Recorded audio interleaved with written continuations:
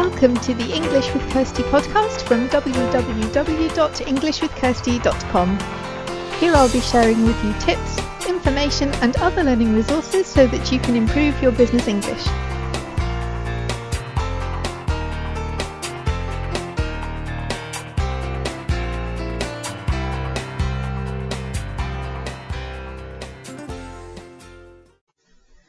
Hello everybody and welcome to this week's episode of the English with Kirsty podcast. So this is episode 41, and if you want to see the show notes page for this episode, it's www.englishwithkirsty.com/podcast/episode 41. And this is a Wise Old Owl episode, so if you want to see the written answers to the questions answered by the Wise Old Owl, then you'll find them on the show notes page. So in case you don't know, the Wise Old Owl, there's a picture of him on my page, and on pages where you can see his picture there is an answer to a question. So it could be something that my students have asked me, or my podcast listeners, or somebody in the Facebook group. I collect the questions and sometimes I write out the answer and post them on the website so that other people can benefit from them as well. So today we have 3 questions, and the first one is about the difference between used to and to be used to, or to get used to. So these are different. They look quite similar, but they're not the same thing, and they're also constructed in slightly different ways, so it's good to know the difference. So if you're used to something, it means that the thing isn't strange for you anymore. It's not new. You're accustomed to it and familiar with it. So these can be positive or negative sentences, and they can be in different tenses as well. So you can either make them with a verb or with a noun. So if you do it with a verb, you need the ing form, the gerund form of the verb. So, I'm not used to getting up so early. I hate it. So this is a negative sentence because I'm not used to. And then the thing that comes after used to is a verb, here getting up, and it's got the ing. So I'm not used to getting up so early. You can also have them in the future. For example, somebody's moved to a different country and you have to drive on the other side of the road to what they used to. You can say, it will take me some time to get used to driving. So you've got your verb to drive and then ing, you lose the e, then you add ing. It will take some time to get used to driving on the other side of the road. So the person isn't used to it yet, because we can see this from the it will take some time. They're talking about sometime in the future, and then they'll be used to doing this thing. And then we can have it with a noun as well. So some people bought a house near a main road and they say, oh, the traffic keeps me awake at night, but I'm sure I'll get used to it. So there's no verb here. Well, the verb is that the traffic is keeping them awake, but after used to, we've just got it, because it here is referring to the traffic, and we know that because we've already mentioned the traffic. So you can say, oh, I'm sure I'll get used to it. It's keeping me awake now, but I will get used to it in the future, and then it will be okay. Or I can say, I have some friends who have a very strong accent, and it took me some time to get used to their accent, or to get used to it. So it doesn't have to be a verb that follows to get used to or to be used to. It can be a noun as well. But if we talk about used to as a verb in the past, it's something that we did in the past and don't do anymore. But it has to be something that was true for a period of time, or that we did regularly. It's not what you did last year.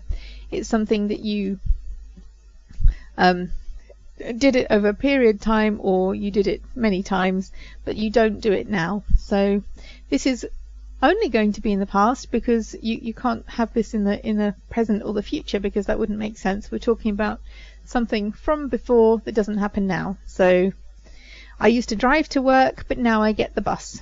So with this, you need to remember that when you have your verb, because used to is in the past, then the verb that comes after it isn't. So it's not used to drove, it's used to drive. You don't do anything to your verb. So I used to drive to work, but now I get the bus.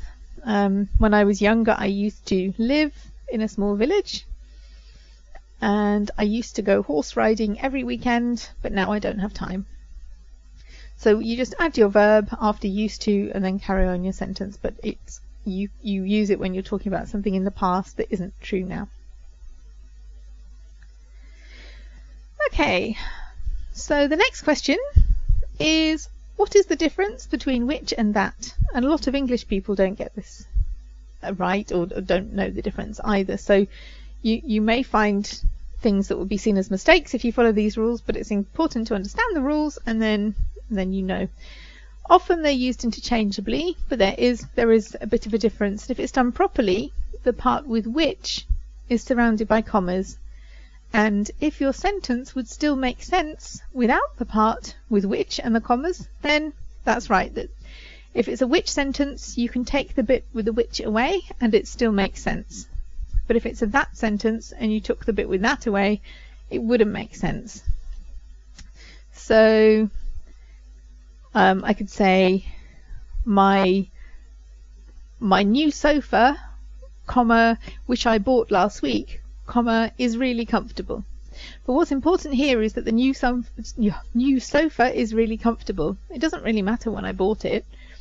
So we can take this bit with which away and it still makes sense. The new sofa is really comfortable. But if it was a part of the sentence with that and you took it away, it wouldn't make sense. And that's why we know that you need to add that instead of which.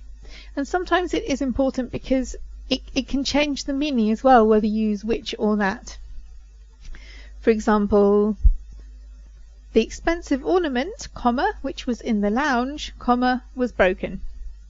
So here, what's important, the expensive ornament was broken. And the which was in the lounge just gives us a bit of extra information about where it was when it was broken. But if you say the expensive ornament that was in the lounge was broken, you need that was in the lounge. It's not got commas around it. It can't be taken away because this could be a house where there are lots of expensive ornaments, and we are talking about the one in the lounge and only that one.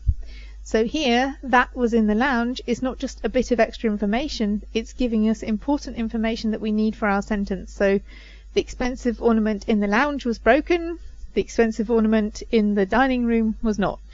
So when you see that, it's not just a bit of extra information, it's important for your sentence.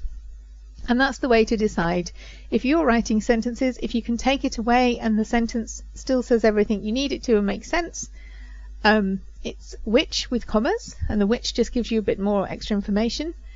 If the thing that you're saying is necessary for the sentence, then it's going to be that, and there should be no commas. And the final thing today is bought or brought. And again, this isn't just for learners of English. I see native speakers getting this wrong as well. So I'm just going to add it in here because you may even hear, if you're learning English, you may even hear native English speakers getting this wrong as well. So I also found it on a national news site as well, which was not a good thing, but nobody's perfect. Okay, so bought is a past tense form of the verb to buy. I bought a new washing machine. I bought some food at the supermarket. I bought a new laptop. Brought comes from the verb to bring. It's a past tense form of the verb to bring. So I brought my friends to the party. I brought a cake to the picnic. So you can't say I've just brought a new laptop, because where did you bring it to? Where did you bring it from? If you've bought something, it means you pay for it, you go to the shop, you pay for it. That's from the verb to buy, so you've bought it. You haven't brought it, because brought comes from to bring. Okay, so I hope that's helpful.